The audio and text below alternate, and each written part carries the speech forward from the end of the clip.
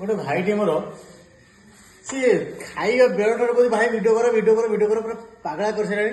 ତ ବର୍ତ୍ତମାନ ଯିବେ ଭାଇ ବିଭିନ୍ନ ଭାଇ ପଚାରିବୁ ଯେ ଖାଇବା କେମିତି କଣ ହେଇଛି ଆଉ ବୁଝିବା ସେ କଣ କେମିତି କହୁଛ। ଚାଲ ଭାଇ ବହୁତ ଦୂରରୁ ଆସିଛି ଅଲଗଳ ଶାସନ ଜାଣିଥିବେ ଆପଣ।